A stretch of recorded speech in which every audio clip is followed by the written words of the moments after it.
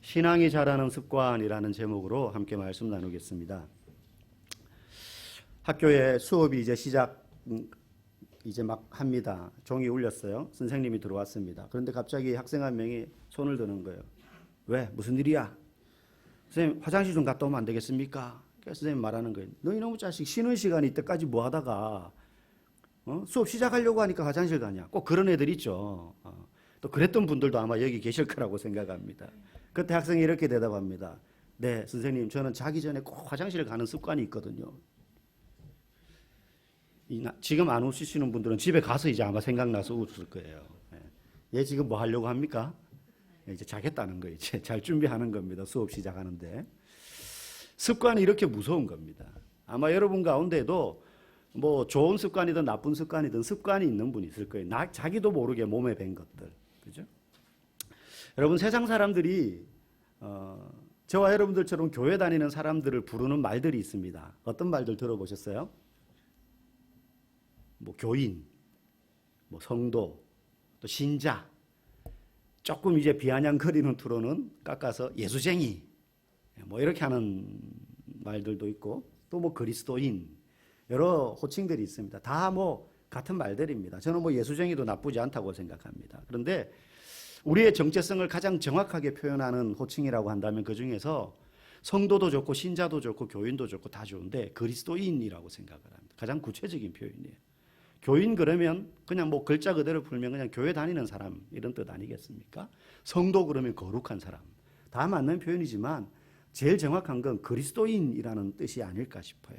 여러분, 이 그리스도인이라는 호칭은 성경 사도행전 11장에 보면 안디옥 교회라고 있어요.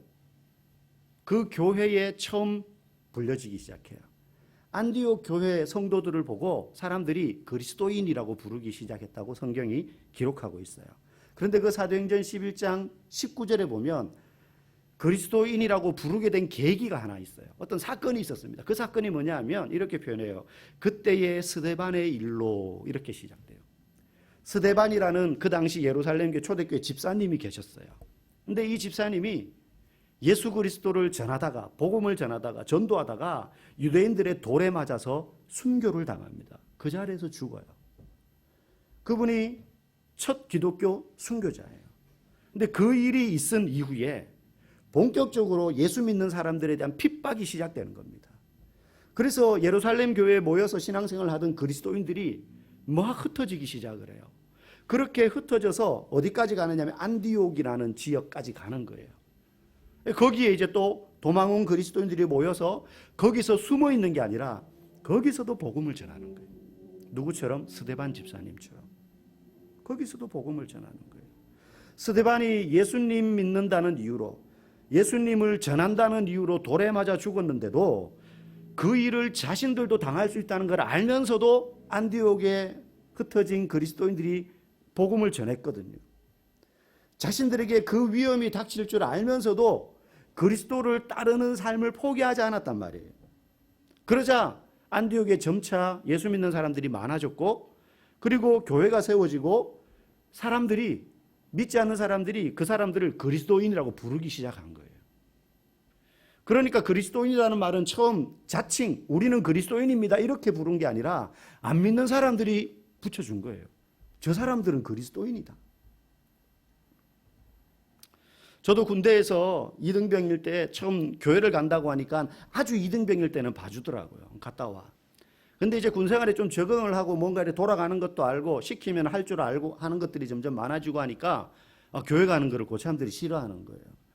대부분 말로 좀 그렇게 했는데 그중에 노골적으로 막 위협하면서 뭐 어떻게 하겠다느니 막 그렇게 위협하는 고참들도 있었어요. 가지 말라고 막 욕하고요.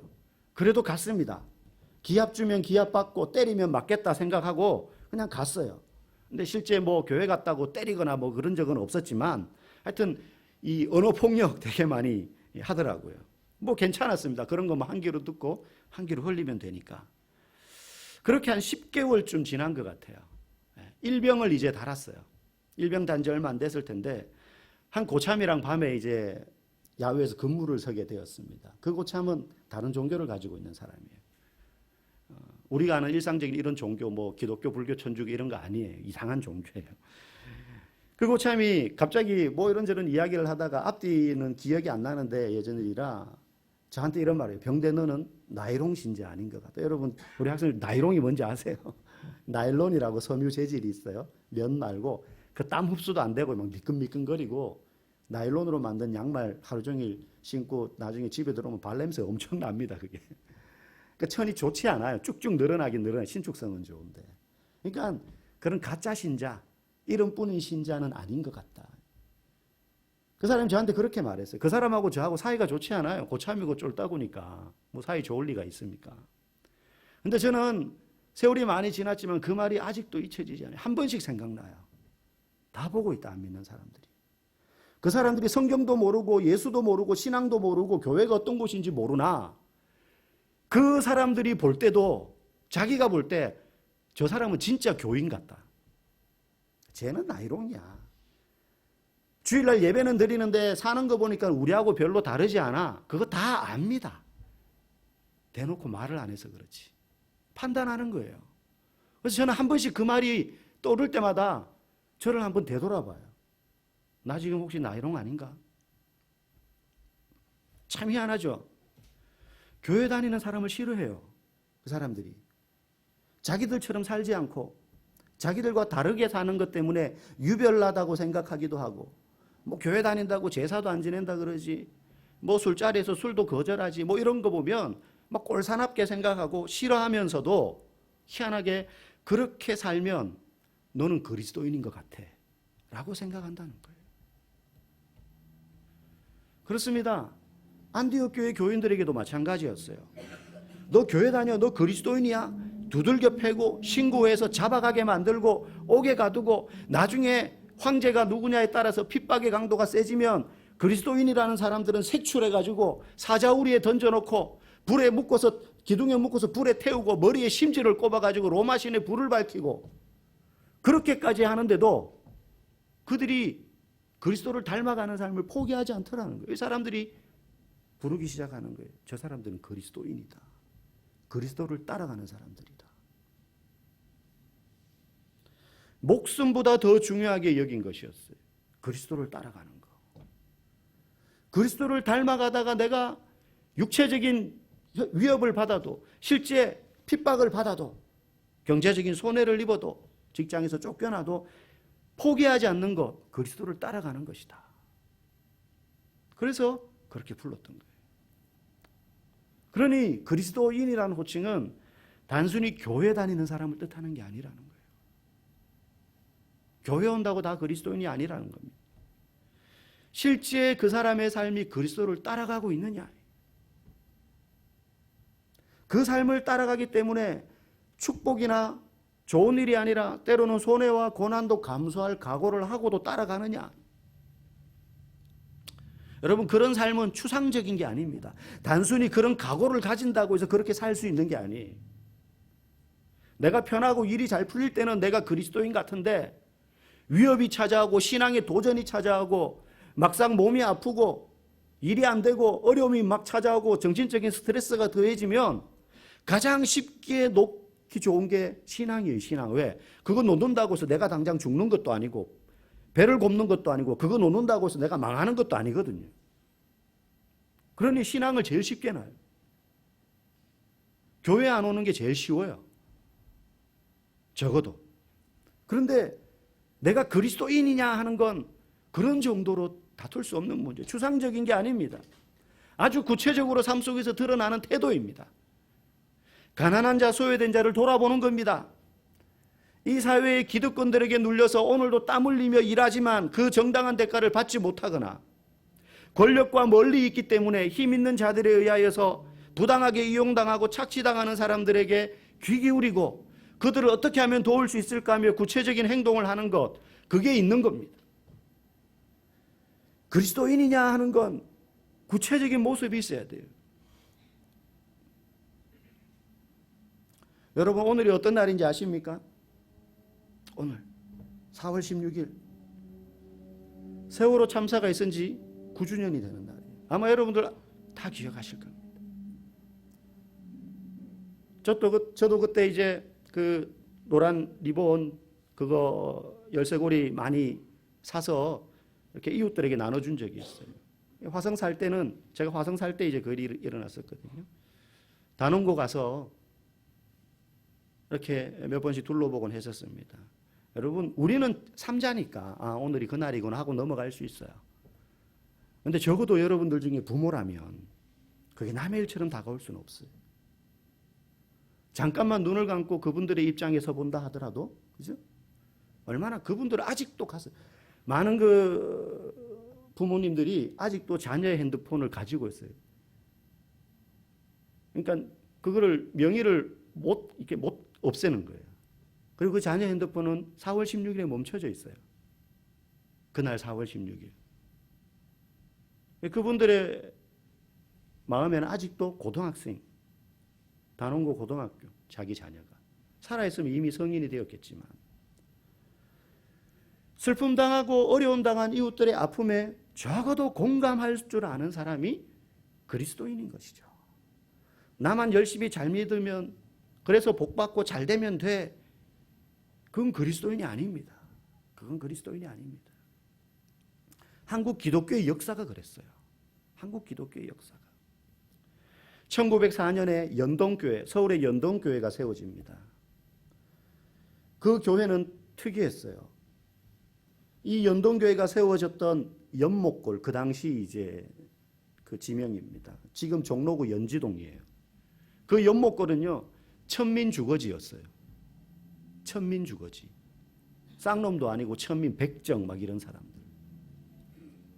광대 이런 사람들 사는데. 근데 그 연동교회 천민들이 먼저 교인들이 돼요. 근데 그 위에 양반 사대부 가문 사람들이 교인으로 들어와요.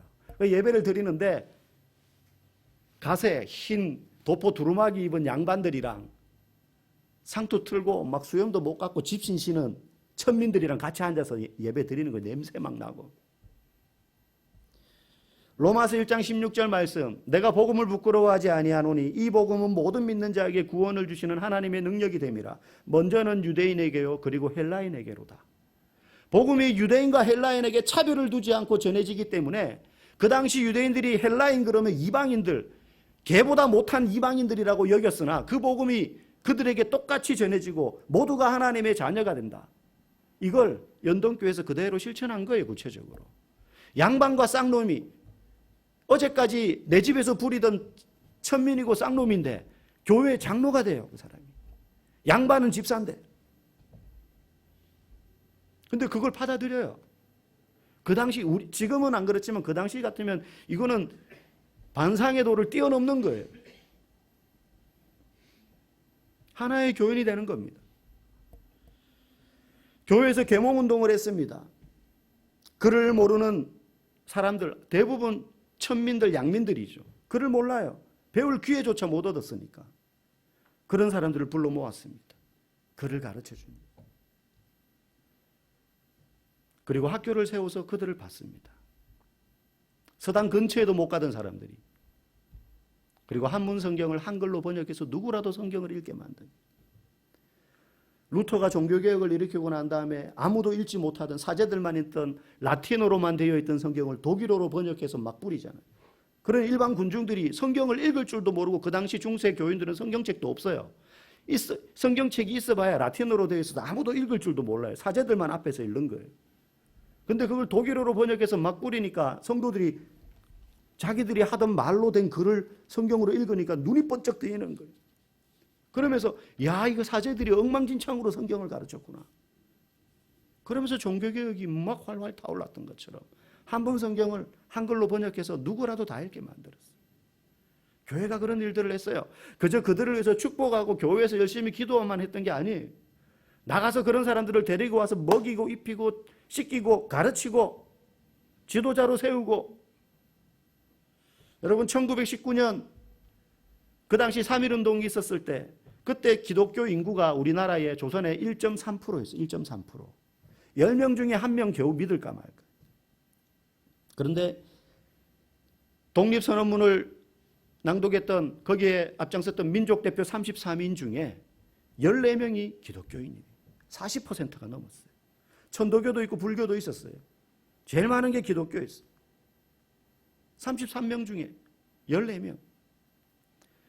기독교 인구는 1.3%밖에 안 됐는데 민족 지도자는 40%예요. 40%.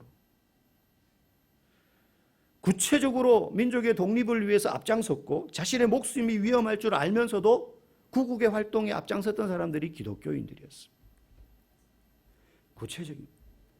그저 나라 민족을 대부분 그냥 자기 삶의 자리에서 기도하지만 내가 할 수 있는 구체적인 도움들을 베푸는 것, 그 삶의 태도가 있는 게 그리스도인인 것입니다. 오늘날 우리에게 그렇다면 그리스도인이라는 표시는 뭘까요? 집 대문에 교패를 붙여놨으면 그리스도인일까요? 십자가 액세서리를 하고 있으면 그리스도인일까요? 차 본네트 위에 성경책이 놓여 있으면 그리스도인일까요? 주일이 되면 교회 나오고 정해진 헌금과 직분을 받으면 그리스도인이 되는 것입니까? 아닙니다. 불행하게도 아니에요. 그리스도인이 되는 것은 교리나 종교적 행위에 의해서가 아니라 매일매일 저와 여러분들이 살아가는 일터와 가정과 마을과 학교에서 행해지는 내 삶의 태도에서 그 표시가 나타나는 겁니다. 어떻게 말하느냐, 어떻게 사람들을 대하느냐, 어떻게 져주는 삶을 사냐, 어떻게 포용하느냐, 용납하느냐, 어떻게 순종하느냐. 예수 그리스도를 나의 구원자로 믿는 사람이 그 구원자이신 예수 그리스도를 닮아가는 생활을 할 때 그게 그리스도인의 증거와 표시가 되는 줄 믿습니다. 나는 그리스도인인가? 나는 지금 그리스도를 따르고 있는가? 이 질문을 우리는 자신에게 매일 던져봐야 됩니다. 이거 매일 던져봐야 됩니다. 그렇지 않으면 나는 주일이 되면 교회를 가고 11조를 하고 교회에서 집사직분이고 때로는 기도를 하고 밥 먹을 때 식사기도 하고 성경을 읽고 그런 행위를 하기 때문에 나는 그리스도인이야라고 착각하기가 쉽습니다. 예수님은 그리스도인이라는 말이 등장하기 이전에 이미 비슷한 단어를 사용하셨어요. 그게 뭐냐면 제자라는 말이에요. 제자. 예수님은 나를 따르라라고 하시면서 사람들을 제자로 부르셨습니다. 예수님은 군중들을 향해서 나를 따르라 하지 않았습니다. 나를 따르라고 했던 사람들은 제자가 되었어요. 제자는 예수님을 믿는 사람이면서 동시에 그분을 따라가는 사람입니다.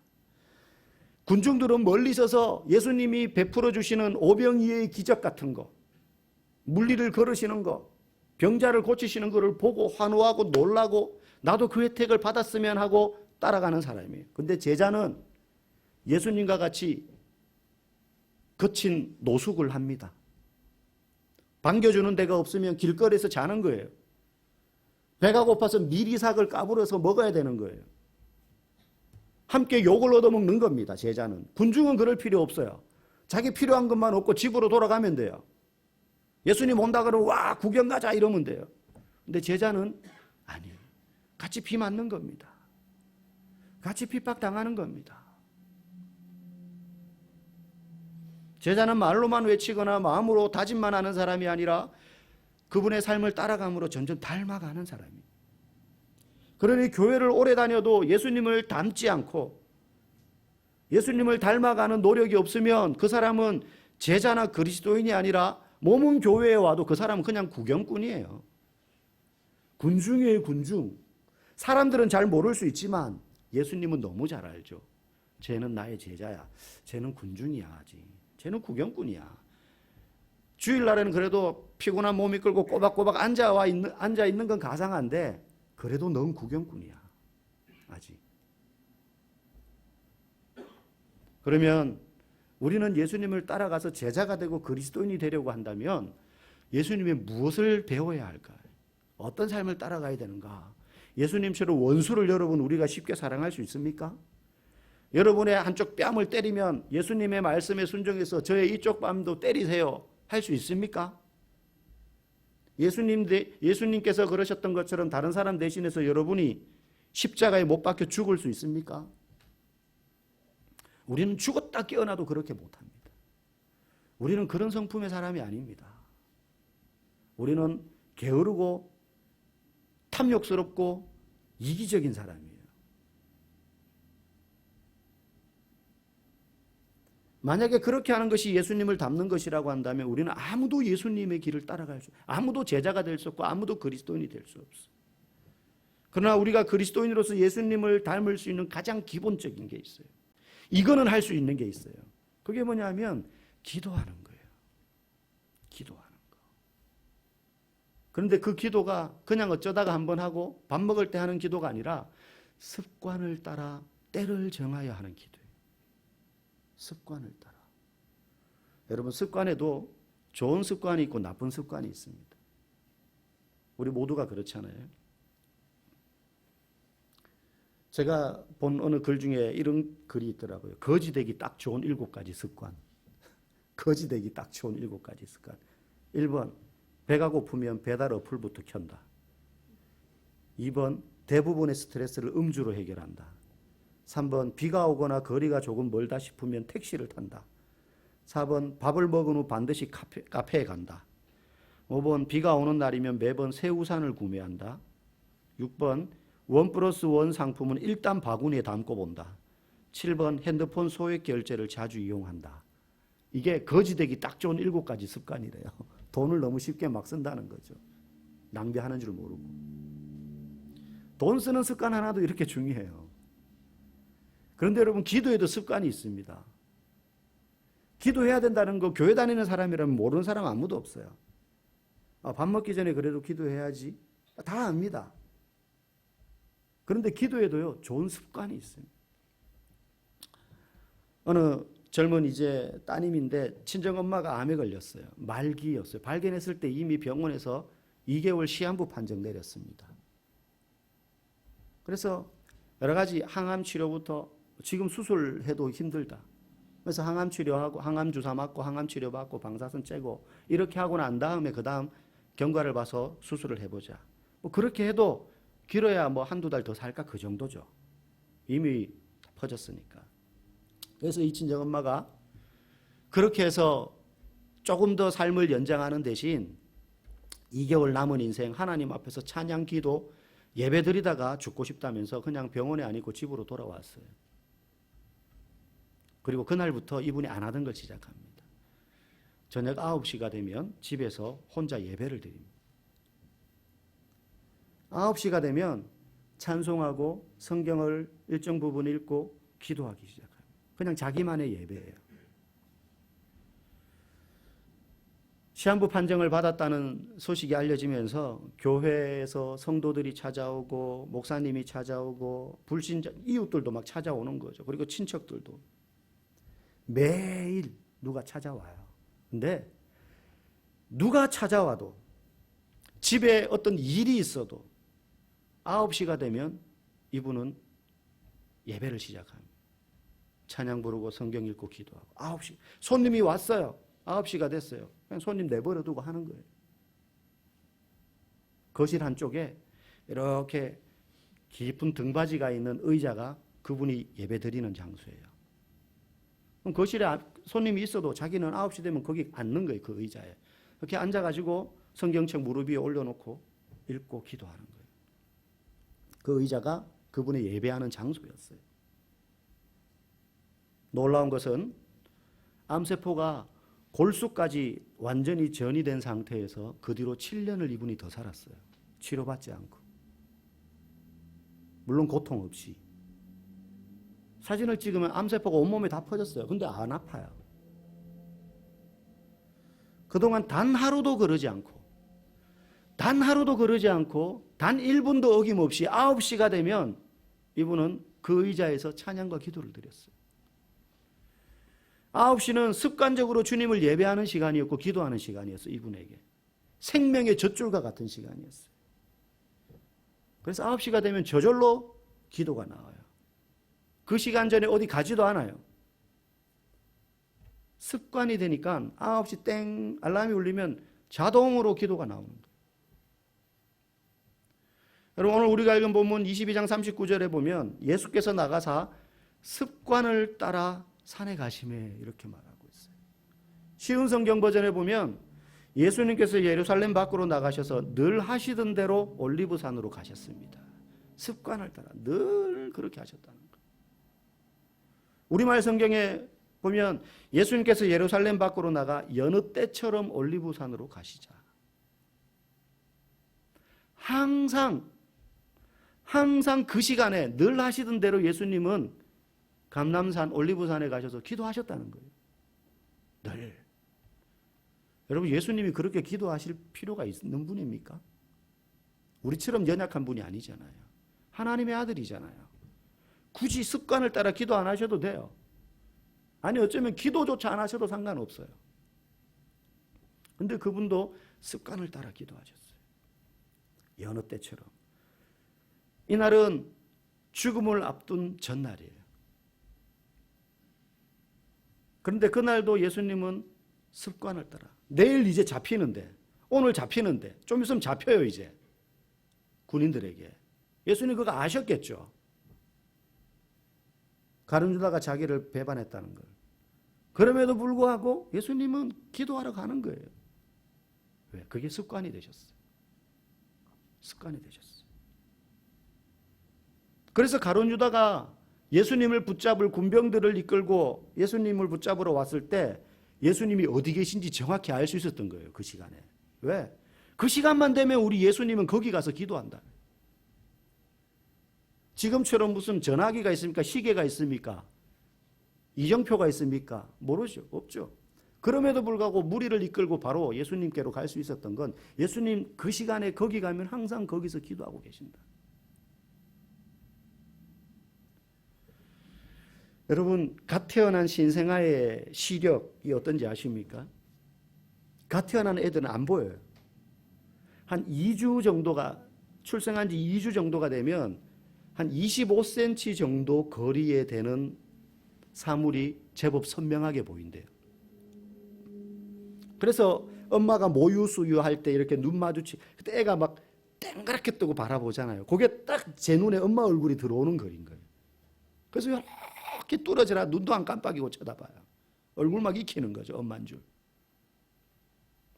한두 달이 지나면 이제 초점이 맞기 시작한대요. 그래도 30cm 이상 떨어져 있는 건 잘 안 보여요. 그러다가 한 달, 두 달, 7개월쯤 지나면 시력이 완성이 된대요. 멀리 있는 거 색깔 막 구별하고. 그 전까지는 그냥 멀리 있는 건 밝은 빛이 보이면 그냥 이렇게 쳐다보고 이런 거지. 그게 뭔지 안 보여요. 7개월쯤 돼야 이제 진짜 사람 눈이 되는 거예요. 그러면 처음 태어나서 2주 동안 어떻게 애가 생활할까? 눈은 있는데 2주 지나야 엄마 얼굴 정도가 겨우 보이니까. 눈이 아니라 소리로 반응하는 거예요. 청력은 태어날 때부터 완성이 되어서 태어나기 때문에. 여러분, 성경은 우리에게 예수님은 우리의 목자여 우리는 그의 기르시는 양이다라고 말해요. 양만큼 시력이 나쁜 동물이 없어요. 동물들은 보통 시력이 좋아요. 생존해야 되니까. 근데 양은 시력이 나빠요. 그래서 눈앞에서 뭐가 움직이면 그게 목자인 줄 알고 따라가거나 또는 무작정 도망가는 거예요. 그래서 양치기 개가 막 양을 몰면 어디로 가는지도 모르고 그 개가 의도한 대로 막 가는, 안 보이니까 자기가 어디로 가는지 몰라요. 근데 막 몰면 이제 거기에 따라서 몰려가는 거죠. 그러니 양은 평생 동안, 생후 2주 전이 아니라 평생 동안 목자의 모습이 아니라 목자의 지팡이 소리, 목자의 목소리, 그걸 듣고 쫓아가는 거예요. 시력에 의존하지 않아요. 여러분, 기도는 양인 우리가 목자인 예수님의 음성을 듣는 도구입니다. 그런데 우리가 기도하지 않으면 어떤 문제가 생기느냐? 인생의 어려움이 찾아오고 위기가 찾아올 때 넘어지고 자빠집니다. 왜? 내 바로 앞에 안 보이고 우리는요. 안 보여요. 이 문을 열고 나가면 무슨 일이 생길지 아무도 몰라요. 그거 보이지 않는 거예요. 안 보이는데 양과 같아서 못 보기 때문에 목자의 음성을 의지해야 되는데 기도하지 않으면 그 음성을 듣지 못하는 거기 때문에 내 경험, 내 감각, 내 지식 그거 의지하는 거예요. 근데 그게 얼마나 미천이 얕은 겁니까? 짤랑짤랑 밑바닥 소리 나는 거잖아요. 그러니 어려움 찾아오면 길을 잃어버리는 겁니다. 그래서 오늘 예수님은 제자들에게 40절과 46절에서 두 번이나 시험에 들지 않게 기도하라고 하셨어요. 유혹에 넘어지지 않게, 고난 앞에 실패하지 않도록, 어려움 앞에서 낙심하지 않도록 기도해라. 그게 목자의 음성을 듣는 요령이다. 그 소리를 들어야 너네가 살 수 있다. 인생의 길을 잃지 않는 법이다. 마귀는 항상 우리를 유혹합니다. 돈으로 유혹하고 성공으로 유혹하고 명성으로 유혹해요. 예수님에게도 찾아와서 금식하는데 배고프니까 이거 너 떡을 만들어서 먹으라고 유혹했던 마귀가 저와 여러분들에게 찾아오지 않겠어요? 에이, 저거는 한 주먹 감도 안 돼. 이렇게 생각할 때가 있지 않겠습니까? 그러한 유혹과 도전으로부터 우리의 인생의 길을 잃지 않기 위해서는 목자의 음성을 듣는 것밖에 없어요. 그게 기도하는 겁니다. 기도의 양이 중요한 게 아닙니다. 일정하게, 꾸준하게, 계속해서 습관적으로 하는 기도가 너무 중요합니다. 교회 오면 무조건 앉고 눈을 감고 기도하는 겁니다.